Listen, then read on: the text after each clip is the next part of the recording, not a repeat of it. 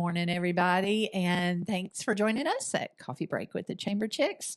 Thanks, Elizabeth, for hopping on with us today. Thanks for inviting me. Of I course. appreciate it. We're so excited for you to be know. here. Thank you. Especially after a national holiday such as Travis and Taylor getting engaged. I'm so excited. No, I know you don't care. Beth and I were joking. We were like, wow. And just to come in after a holiday, I thank you so much. See, You're I welcome. really don't know what protocol is for celebrating a national Taylor Swift holiday. So, I mean, it's truly like a royal wedding. is there etiquette Is for what this? I don't feel. know. Well, okay. I'm sure there is. Have y'all heard my royal wedding story? Okay, so my family went through this phase where they were like really into the royal weddings, and like when the redheaded one, whatever his name is, Harry, I think. Oh, when yeah. Harry got married. See, I would have said Andrew. That's the difference in a generation, And, right? well, you know, the younger, like of the two brothers. Yeah. And so That's they also Andrew. were getting married, and I guess it started at like 6 a.m. or something our time because, and Super so early. I was in college, and I was at my parents' house, and I was sleeping on the couch, and then at literally 6 o'clock in the morning, my aunt comes busting through the front door with a tea set, and is like, "Don't let them start without me," and I'm like, I'm asleep. Okay? And I was like, that tracks for my family to like bust in with a tea set on the day of the royal wedding. Like, so, yeah. We sat there drinking tea. Did you call the queen and say you're going to have to hold the wedding up just a minute? Christy's not here yet. Right. Oh, no, it's my Aunt Teresa. Oh. Yeah. But yeah. So anyways, I envisioned something similar for the Taylor Swift thing, you know. Okay. For myself, not really. Okay. Anyway, that's not why we're here. I don't even know what protocol is for a Taylor Swift wedding. We've never had one before. I know. So, I mean, It's our first royal wedding in America. So a big deal. Move over, Kennedys. Got nothing on Swifties. That's right. Oh my goodness. Well, that's all fun and stuff. But we're going to talk about Livi Lou's. Yes. So, for anyone who hasn't visited your delicious Oh, well, treat first tell shop- them why we're here, though. Oh, why we're here? Because Livi Lou's is the recipient. Well, Elizabeth, the recipient, by way of Livi Lou's, of our Entrepreneur of the Year Award. Way to go! This royal wave in. Got a little royal wave. For those of you who aren't watching the video, we have a little royal wave, a little pageant wave in there. So yeah, that entrepreneurship award, you have quite a list of predecessors that have won this award, and puts you in an elite group of wildly successful entrepreneurs. And we love that about White County. I was explaining we were at a luncheon with some congressmen last week, and I was explaining how we probably have the highest level of entrepreneurship in White County is anywhere in the state of Georgia. Scientifically proven. Yeah, we're just going to claim it. Exactly. And, because literally every one of our businesses is what the state would deem a small business. So, and we love you guys. We love the serial entrepreneur that's out there trying new things. And you have just taken something, you've always been I've tried. a serial entrepreneur. And I think that's the thing about it. You know, you try and see what really sticks in the community. And man, have you got a winner now with Livi Lou's? I feel like that I do. I feel very honored to be included in this group of predecessors, as you said. So thank you very much. It's good. No, it's amazing. We love it. It makes what we do fun. I mean, because y'all come up with some amazing solutions, and we're here for it.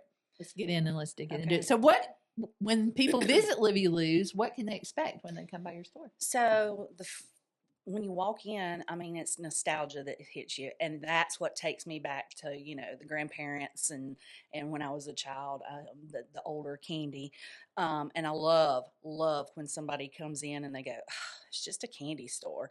And then they walk in and they go, oh, Pop Rocks, Razzles, oh my gosh. And I'm behind the counter going, there it is. There it is. You are Yeah. So that really excites me. So do y'all still call it penny candy? Like, that's what my mom called it. It's like $1.99. a penny anymore. Right. It a lot of it is, yes. And actually, I have little bitty brown bags because a lot of people remember the brown bags and filling it up. So I do have, little bags. But yeah, it is like penny candy. Yeah. A lot of it. What my grandparents would call penny correct. candy. Yeah. It's a lot of fun and a lot of nostalgia. You're absolutely right. And walls of it. Yes. I would love to just expand. There's so much candy out there, but I'm limited. But I've also tried to bring in some of the newer candy, the TikTok candy, and I have some wild sodas, some different sodas. But the nostalgia, that's what gets me. I love bringing back the childhood and seeing the older generation come in and just, oh my gosh, yes, that's what makes my day. Move over, Willy Wonka. Love it. Love it. But Livi Lou's is not the only business that you own or have owned. So tell us a little bit about your entrepreneurial journey, kind of how you got started, what keeps you going. So in 2005, I believe it was, my husband and I started a fleet maintenance company. Just kind of part-time. He worked for a large electrical contractor. And I needed something to do.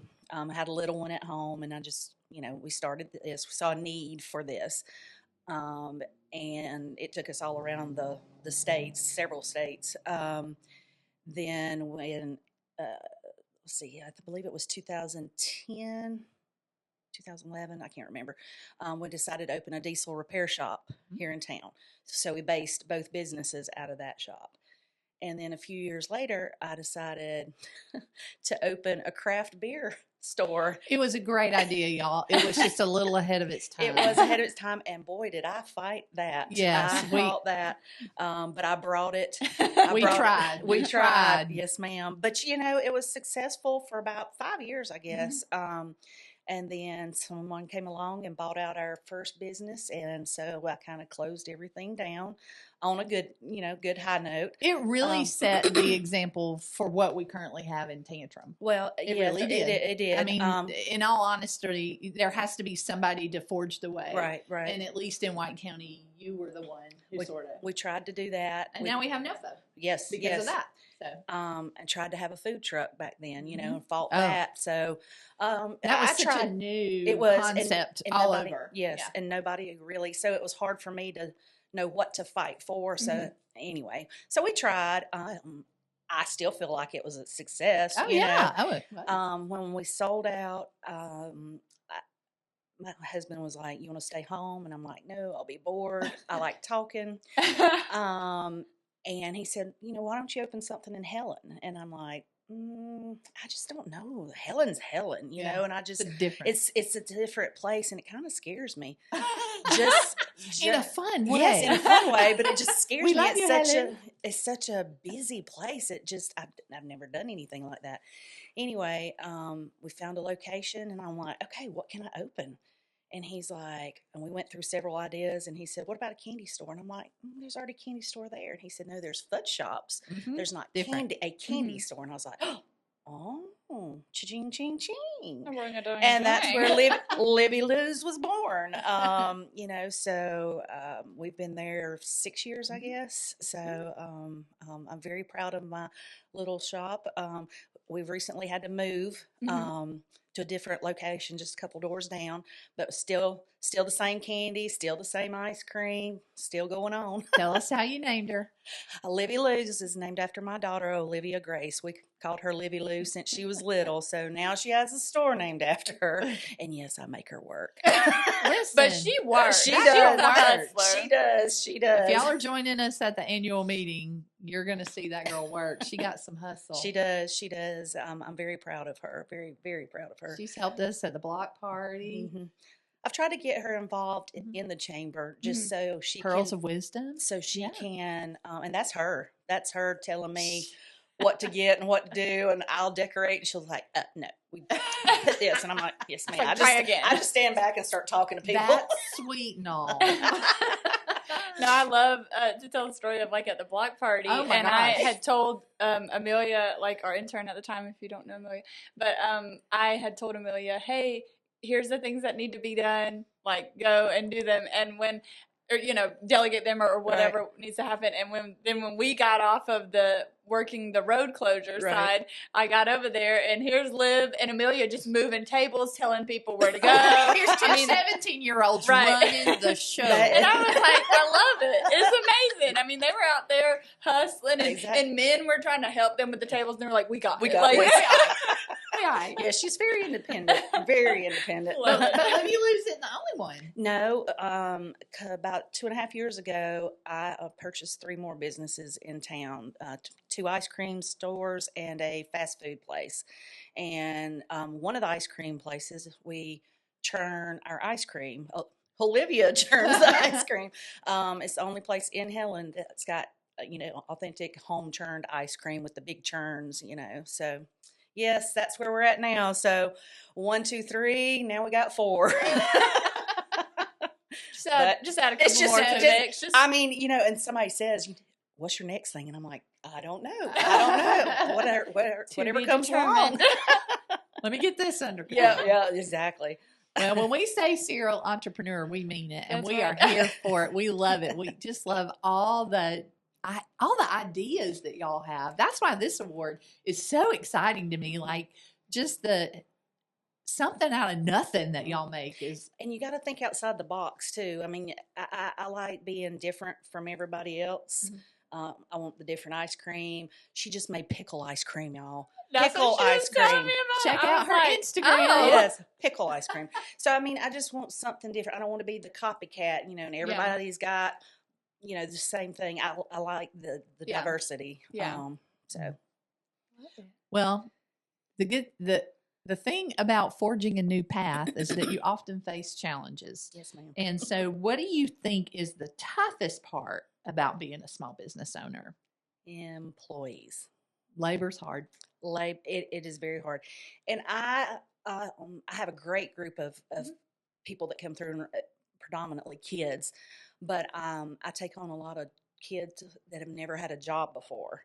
So not only are we having to teach them about having a job and how you have a job and how you do it correctly, but how you have a job in Helen. And with the traffic that we have, it's a little bit of an overwhelming. It is very overwhelming, and I don't just throw them into a store by themselves and go sink or swim. No, we try to train them and train them correctly. We cross train the kids so they can work in all 4 stores. Mm-hmm. But labor's probably been my hardest, and I call my businesses kind of like stepping stone businesses. Yep. Oh, for sure. I mean, they come in, and I know I'm going to have them for maybe 1 summer or 2 summers, whatever, and then they're going to graduate and go on. Great, but I feel like I get them trained, and then they're gone, and I'm like, oh, here we go again. That's a big conversation we have around the Talent Pipeline Steering Committee is that there are some businesses that are stepping stones, and it definitely is. Yeah, and when we analyzed the labor market, we saw that there were a lot of folks that were not having that first time job that I had, right? Like working in the grocery store in high school, or I worked for Lake Lanier Islands every summer, right? And those are places where you build those skills about how to talk to somebody and look them in the eye, how to make change, how really a training ground for your later life. And I have so many that come in that have no idea how to make change, and if they didn't have that computer right in front of them, they freeze. I grew up, my parents had a store for 30 plus years, and I grew up, my daddy made sure I knew how to count change back to the person. There was no computer, there was no, phone to look it up, and these kids, they just, it's just a learning process, but it's a skill they need to know. They need to know these. And I think you've really done a great job taking that on because you realize it's a stepping stone job. It is, absolutely, and I know that. And I've got a few adults that have been with me for a while, but I even look at them as, look, if you can find another job that's bigger, better on down the road, go for it. Absolutely go for it.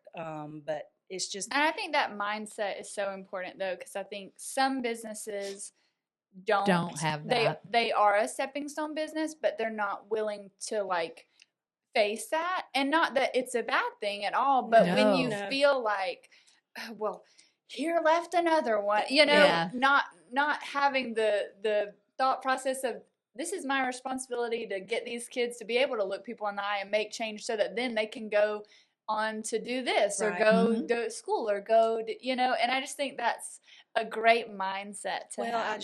I feel like it's a disservice to hold somebody back and to, I don't want dip in ice cream to be your job. Yeah, exactly. I chose that to be mine right now, but I didn't choose that for you. I don't choose that for my own children. Bigger, better things are out there, and go for it. Absolutely go for it. That's huge. And for all you employers that need some skilled labor, this girl's starting them for you. So you're welcome. I'm trying. Well, I mean, we look at, nationwide, we have a challenge with labor and the most basic skills, what we consider employability skills. The only place you learn those are in your first jobs. I've had children come to me, and when I ask them to make mop water, they go, how do I make mop water? I'm like, okay, so let's take this back. This is a bucket. this is the cleaning. Yeah, this is a mop. So, I mean, little things like that. I have several children that have come in that don't want to talk to customers, and I'm like, then this might not be the job for you. But there's nowhere to hide. Exactly. And I said, give it a couple weeks and just see. But I said, you've got to be able to speak to customers and not just whisper to them. So, they either make it or they, I said, look, this might not be the correct job, and we're still friends. I see you in Walmart, I'll hug your neck. It just is what it is, So, well, you're doing a great job with that. Well, thank you very much. Starting September 24th, the White County Chamber launches the More Campaign, a 6-week initiative that gives businesses like yours the chance to do more. Through partnerships and marketing opportunities, you can align your brand with the audiences that matter the most, whether that's young professionals, families, community leaders, visitors, or more. From signature events like Taste of the Town and Business Block Party to year-round visibility through business spotlights and other promotions, the More Campaign helps you connect, grow, and make an impact. This is your opportunity to strengthen your business while fueling programs that move White County forward. Let's do more together. So have there ever been any moments where you thought, this may not work? And what pushed you to keep going in the midst of difficult once a week? No, I'm just kidding. The craft beer phase where we were like, that took a lot of strength because I was learning process. I saw your vision, but everybody wasn't keeping up with that. No, and we had to have everybody on board. And I remember even taking a growler to show. Because they were like, what is a growler? And I was like, let me show you what I'm talking about, because I was learning the process and I thought it was a great idea. And it was. It just, but there have been moments, absolutely, that I'm just done. I can't do this anymore. I don't have enough brain cells to do this anymore. But, I just, tomorrow's another day.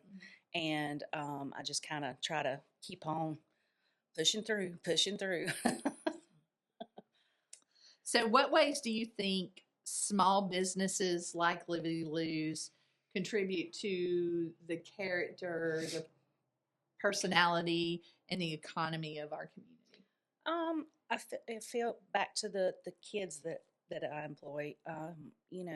They're making not a living, but they're making their own spending money that they're going to go spend at the nail salon or the hair salon or, the clothing store or wherever, so I feel like in a way that's kind of contributing to the economy. They're learning their, and I also get on to them about saving their money. But well, I've started several of them with a little savings account, so look, there's going to be a rainy day, but I just feel like that the kids are our future. I know that's the same, but they really are our future, and we need to invest in them. And I don't mind. No, that's good with my kids. You've contributed a great deal to the labor pool. Right now we currently have about 18, not counting my own children, that I have working for me. And I work a lot in that sort of workforce development field, and there are a lot of people who think that this is. And it is a federal problem or a state problem or whatever, but the answer isn't necessarily federal money. It's things like this. It's not a new program. It's getting kids into the workplace. It is. I mean, And there's so many that don't, Right. their parents don't want them to have a job, or they can't have a job, or they play sports, whatever. And I have several that are in sports, and I try to work around their schedule because they need to learn. They They learn. need to learn. And while you learn some great things in sports, not taking anything from that. No, absolutely not. But, running the football down the field versus how you can speak to somebody and give them eye contact, two different and multi-generational. Yes, Yeah. yes. Because if you're only playing sports with kids your age, you don't know how to talk to exactly other people. And especially and in any business that is similar to yours, but especially in Helen, you really get not only multi-generational, but people from all over the world, all people who have very different beliefs than you, or maybe they're speaking a different language than you, and you've got to overcome those barriers. So I think even specifically in Helen, that's a whole nother level of interpersonal skills that you're learning. Right, absolutely. And critical thinking. Yes. You got to figure out a way to talk to somebody who doesn't speak English. Or somebody that comes in and, their family's all upset because they lost their keys in the river, and they're, they tend to take it out on whoever they're dealing with. And I have to tell the girls, it's nothing personal. They're just having a little bad day. So let's try to put a smile on their face. Yeah, absolutely. What advice would you give to somebody who is looking to start their own business? Do it. I don't want to be 90 years old and look back and think, gosh, I wish I had tried that craft beer idea. Gosh, I wish I had tried that candy idea. Gosh, I would rather try something and it not work than not have tried it at all. So personally, if you feel like you've got a great idea, go for it. Absolutely, go for it. Awesome. What's the worst thing that can happen? It doesn't. Okay. Well, tomorrow's another day. I mean, plenty more ideas. Exactly. I feel like my brain is constantly going, what can I do? What can I add? What can I do? What can I bring in? Let's try this. I mean, it's like squirrel going. We know a thing or two about that. I mean, it's like a constant. And my daughter's like, oh, not another idea, Mom.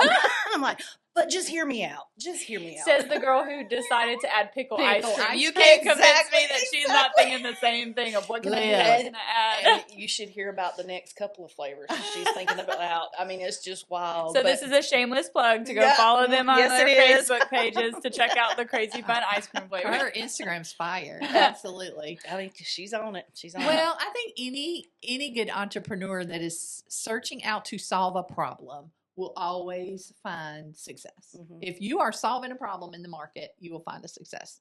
So you got to make sure, one, there's a problem in the market. Right. There's a need to be filled. Don't do what everybody else is doing. And we try not to. Yep. I don't want to copycat somebody. No. I mean, some things you can't help, but I mean, thinking outside the box is the big thing. Yep. And that's I want somebody walking down the street holding something and going, oh, where did you get that? Not at one of the 12 stores down here. Yeah. It's that one place that you can get that one special thing. That's what I want. Love it. Mm-hmm. So, as our entrepreneur of the year, what does this mean for you? She's gonna make me cry. Just I know. I first of all, I'm very honored. As a little girl, I wanted to own my own business, and my parents can tell you, that was, I'm going to have my own place, because my parents had a store, and I thought it was the greatest thing. My mom and dad were home when I needed them home. I got to work. They had a jewelry store, so I got to play in the jewelry. That was the coolest thing. And I thought, now I know where your love of jewelry comes from. It's from Mary and Ralph. But I feel like I'm there. I have accomplished what I wanted to accomplish. I feel very full. My cup is kind of like overflowing. I could stop tomorrow, but I feel like I have achieved what I set out as a little girl to achieve. Sorry. Well, I love this. I live for this. It's why I do what I do. I love seeing y'all win. I just love seeing y'all win. I don't feel like I go into a job. I feel like I go into a home, a home in Helen, quote unquote. That's my little niche, my little thing. And even if it had been in downtown Cleveland, it's mine. I did it. I worked hard. I mean, my family has been huge supporters, and I dragged them into all sorts of ideas and whatever. It's true. They sometimes get dragged into coming and setting up slushy machines Yes. at the first responders. I literally thought the same thing. I was like, yeah, Brian brought me slushy machines. See, that's what to I'm make saying. sure that all the firefighters had slushies. Yeah, one day. I mean, but if I can help, if I've got something, I don't mind helping the neighbor. I don't mind that. But I feel like I've made it. I feel like I am a success, not a monetary success, but a success that I've built something. It may not be huge, but to me it is huge, you know, and having 4 stores in Helen, y'all. But I'm not always sane, but you know, that comes with the territory. But I feel like I have made it. I feel like I have done what I wanted to do. And when I turn 90, I can say I did that. Yeah, I did it. Awesome. So that's kind of, yeah, very blessed. Very blessed. She gets me all Good the feels. stuff. Good stuff. All the feels. And the final question, it's your turn. Oh, yeah. Not on the list. Not on the list because it's coffee break with the Chamber Chicks. What is your go-to coffee order? My go-to coffee order? I'm going to have to lie to you a little bit. I'm not a coffee drinker. I'm sorry. It's okay. We That actually happens a hear that lot. more than You would think. Yeah. Yeah. I think my choice is sweet tea, y'all. See, That- we hear I mean, that. We hear that's that a lot. fine. Okay, I'm Absolutely so appropriate. sorry. I mean, No. I can have breakfast and it's sweet tea, lunch and it's sweet tea. In between the sweet tea and the sweet tea is another sweet tea. Well, you wouldn't be a good Georgia girl. I if know. said And I don't sweet want any tea. of that weak stuff. I mean, like, we need 4 pounds of sugar in there. Bless Nah. it. But I'm sorry. I'm just not No. a coffee No. drinker. We'll drink your share. I'm pretty sure we drink enough for all of White Yeah. County. I always tell people, come by the office, have a cup of coffee, or not, but we're going to have one. I'll be having one. Yeah, yeah. I'll usually have my cup and it's got sweet tea in it. That's fine. Well, awesome. Well, Yes. Congratulations on Thank your you. award. Thank Well you. deserved. Thank Yes. you And very Thanks much. for being on the podcast Well, thank y'all today. very much. I do Easy appreciate peasy, it. Oh, right? yeah. And thank y'all for joining us for Coffee Break with the Chamber Chicks. We're your favorite Chamber Chicks. Dun, dun, dun, dun. Catch us next time. See you. Love you. Bye. Bye.